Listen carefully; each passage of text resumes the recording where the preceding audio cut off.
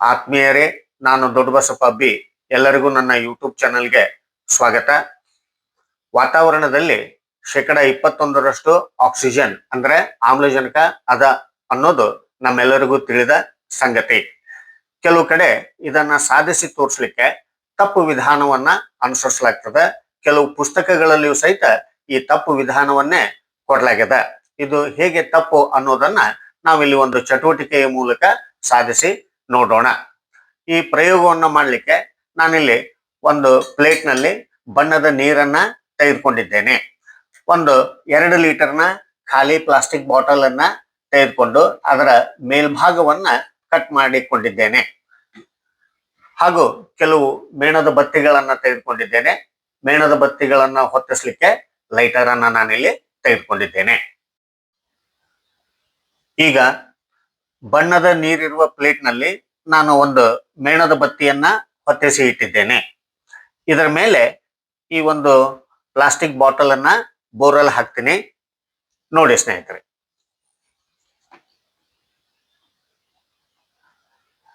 Plastic bottle ಅನ್ನ ಬೋರಲ್ ಹಾಕಿದಾಗ bottle ನಲ್ಲಿ ಇರ್ತಕ್ಕಂತಹ ಆಕ್ಸಿಜನ್ ಇರುವವರೆಗೂ ಮೇಣದ ಬತ್ತಿ ಉರಿತದ. ಆಮೇಲೆ ಅದು ನಂದುತ್ತ. ಅವಾಗ ಏನಾಗುತ್ತ ಅಂತಂದ್ರೆ ಮೇಣದ ಬತ್ತಿಯ ಶಾಖದಿಂದ ಬಾಟಲ್ ನಲ್ಲಿರ್ತಕ್ಕಂತಹ ಗಾಳಿ ವಿಕಸನ ಹೊಂದೈತೆ. ವಿಕಸನ ಹೊಂದಿ ಸ್ವಲ್ಪ ಪ್ರಮಾಣದ ಗಾಳಿ ಹೊರಗಡೆಗೆ ಹೋಗುತ್ತ. ಆಮೇಲೆ ನೀರಾವಿ ಸಹಿತ ಇಲ್ಲಿ ಉಂಟಾಗಿರ್ತದ ಬಾಟಲ್ ನಲ್ಲಿ. ಮೇಣದ ಬತ್ತಿ ನಂದಿದ ನಂತರ ಏನಾಗುತ್ತ ಅಂತಂದ್ರೆ ಶಾಖ ಕಡಿಮೆ ಆಗಿಬಿಡ್ತದ, ನೀರಾವಿ ಸಂಕುಚಿಸಲ್ಪಡ್ತೈತೆ.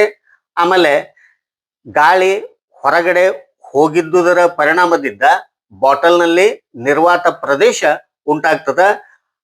ಇವೆಲ್ಲವುಗಳ ಪರಿಣಾಮದಿಂದ ಪ್ಲೇಟ್ ನಲ್ಲಿ ಇರ್ತಕ್ಕಂತಹ ನೀರು ಬಾಟಲ್ ನಲ್ಲಿ ಪ್ರವೇಶ ಮಾಡುತ್ತ. ತಾವಿಲ್ಲಿ ಗಮನಿಸಬಹುದು, ಇಲ್ಲಿಯವರೆಗೆ ಬಾಟಲ್ ನಲ್ಲಿ ನೀರು ಪ್ರವೇಶ ಮಾಡದ. ನಾನು ಇದನ್ನ ಜೂಮ್ ಮಾಡಿ ತಮಗೆ ತೋರಿಸ್ತೇನೆ. ನೋಡಿ ಸ್ನೇಹಿತರೆ,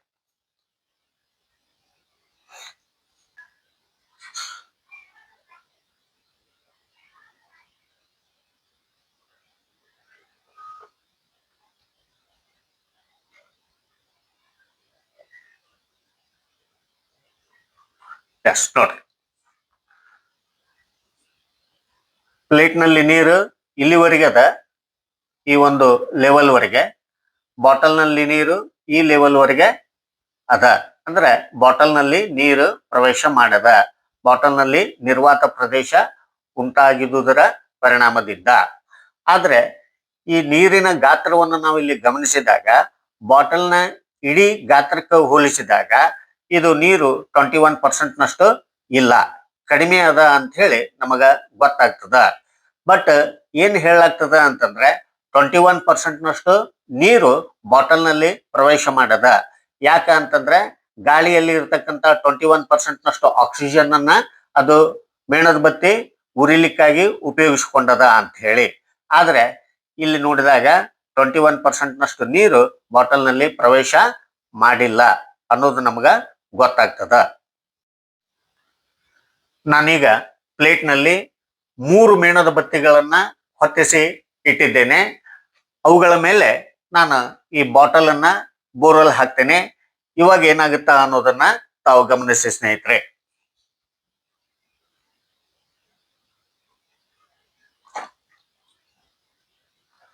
ಮೊದಲಿಗಿಂತಲೂ ಹೆಚ್ಚಿನ ನೀರು ಬಾಟಲ್ ಅನ್ನ ಪ್ರವೇಶ ಮಾಡೋದನ್ನ ತಾವು ಗಮನಿಸ್ರಿ. ಓಕೆ, ಮೊದಲಾಗ ಸ್ವಲ್ಪ ಪ್ರಮಾಣದ ನೀರು ಬಾಟಲ್ ಅನ್ನ ಪ್ರವೇಶ ಮಾಡಿದ್ರೆ ನಾನು ಹೆಚ್ಚಿನ ಮೇಣದ ಬತ್ತಿಗಳನ್ನ ಹೊತ್ತಿಸಿ ಇಟ್ಟಾಗ ಬಹಳಷ್ಟು ನೀರು ಬಾಟಲ್ ಅನ್ನ ಪ್ರವೇಶ ಮಾಡಿತು. ಒಂದ ಮೇಣದ ಬತ್ತಿಯನ್ನ ಹೊತ್ತಿಸಿ ಇಟ್ಟಾಗ ಸ್ವಲ್ಪ ಪ್ರಮಾಣದ ನೀರು ಬಾಟಲ್ ನಲ್ಲಿ ಪ್ರವೇಶ ಮಾಡಿತು. ಅದ 3 ಮೇಣದ ಬತ್ತಿಗಳನ್ನ ಹೊತ್ತಿಸಿ ಇಟ್ಟಾಗ ಬಾಟಲ್ ನಲ್ಲಿ ಬಹಳಷ್ಟು ನೀರು ಪ್ರವೇಶ ಮಾಡಿತು. ಇದರಿಂದ ಈ ವಾತಾವರಣದಲ್ಲಿ ಆಕ್ಸಿಜನ್ನಿನ ಪ್ರಮಾಣ 21% ಅದ ಅಂತ ಹೇಳಿ ಈ ಒಂದು ಪ್ರಯೋಗದ ಮೂಲಕ ಸಾಧಿಸಿ ತೋರಿಸೋದು ತಪ್ಪು ವಿಧಾನ ಅಂತ ಹೇಳಿ ನಮಗ ಇದರಿಂದ ಗೊತ್ತಾಗ್ತದ. ಆಮೇಲೆ ಬಾಟಲ್ನಲ್ಲಿ ಉಂಟಾದ ನಿರ್ವಾತ ಪ್ರದೇಶವು ಕೇವಲ ಮೇಣದ ಬತ್ತಿಯ ದಹನಕ್ಕಾಗಿ ಬಳಕೆಯಾದ ಆಕ್ಸಿಜನ್ನಿನಿಂದಲೇ ಉಂಟಾಗಿಲ್ಲ ಎಂಬುದು ಇದರಿಂದ ನಮಗೆ ಗೊತ್ತಾಗುತ್ತದೆ. ಜೂಮ್ ಮಾಡಿ ತೋರಿಸ್ತೇನೆ ನೋಡ್ರಿ.